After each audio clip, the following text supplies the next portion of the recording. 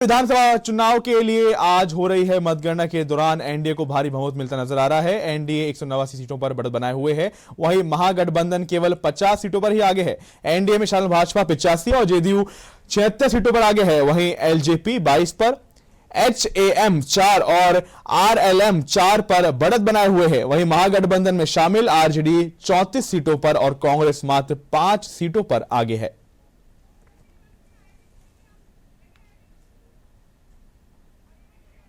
खड़े होते हैं, उनको लगता है कि हम नेताओं से भी ज्यादा बड़े नेता बन सकते हैं, तो वो भी एक मैसेज है, मुझे लगता है उसको भी समझने की जरूरत है। पर चारू प्रज्ञा सर हिला रही है मेरी बात पर। चारू प्रज्ञा जी, आप बिल्कुल सही कह रहे हैं। हाँ। बट मैं यही कहूंगी कि किसी न किसी को शुरुआत कहीं न कहीं से करनी होती है और हमने यहीं से शुरुआत करी है। एक्सपेरिमेंट था जो फेल हो गया। अगर जी नहीं ठीक है। चारू प्रज्ञा जी, चारू जी, बहुत बड़ी जीत है और 8.5% महिलाओं ने ज्यादा वोट किया था। क्या वुमेन फैक्टर एक बहुत बड़ा कारण साबित हुआ बीजेपी के बड़ी जीत में, एनडीए की जीत?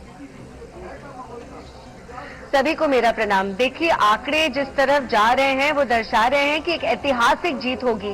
और आपने बिल्कुल ठीक कहा अशोक जी, औरतों का, महिलाओं का इसमें बहुत बड़ा योगदान है। और केवल इसी चुनाव में नहीं, हमने पिछले काफी सारे चुनाव में ऐसे देखा है कि क्योंकि एनडीए का झुकाव भी महिलाओं के सशक्तिकरण की तरफ, महिलाओं के लिए एक सेफर सोसाइटी बनाने की तरफ, उनको better education, better health care देने की तरफ रहता है, तो महिलाओं का भी जाहिर सी बात है झुकाव एनडीए की तरफ ही रहता है।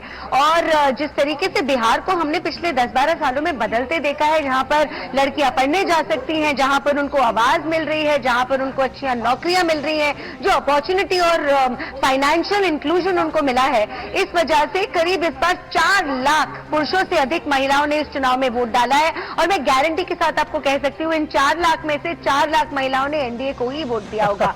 ये जीत बिहार की जनता की जीत है। और जब मैं बीजेपी का, एनडीए का स्ट्राइक रेट देख रही हूँ 85% है, इसका मतलब क्या है? जिस इसमें कोई दो राय नहीं, इसमें कोई दो राय नहीं। चारू जी, स्ट्राइक रेट है वो गजब का स्ट्राइक रेट है। हमने बदल दिया है। मुझे ध्यान नहीं रखता, लेकिन मैं आपको बता दूं, पटना में बीजेपी ऑफिस, हाँ, एक मिनट, आप ही की पार्टी का जश्न दिखा रहा हूँ।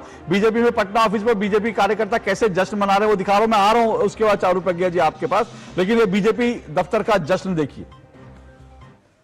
बीजेपी के पटना मुख्यालय में इस वक्त आप देखें, रुझानों में बड़ा बहुमत मिला है बीजेपी को। और तमाम हम देख रहे हैं कि जो बीजेपी के कार्यकर्ता हैं, तमिलनाडु से भी आए कार्यकर्ता हैं, वो इस वक्त यहाँ पर बीजेपी की जीत का एक तरह से जश्न मना रहे हैं, उत्साहित हैं। बात करेंगे, क्या कहना चाहेंगे आप? जैसे युवा तेजस्वी का नारा नहीं चला, महागठबंधन बहुत पीछे जाती हुई दिखाई दे रही है, बड़ी जीत मिल रही है एनडीए को। जी, स्पष्ट बात है कि बिहार के लोगों ने जंगल राज को साफ तरीके से नकार दिया है। वो अब सिर्फ बिहार में विकास और तरक्की चाहती है। तेजस्वी युवा को बहुत लुभा रहे हैं, लेकिन नतीजे तो बता रहे हैं कि महिलाओं की बड़ी संख्या, बड़ी तादाद एनडीए के खाते में आई है, युवा साथ आए हैं, तभी इतनी बड़ी जीत हासिल हो रही है। झूठ कितना दिन चलेगा?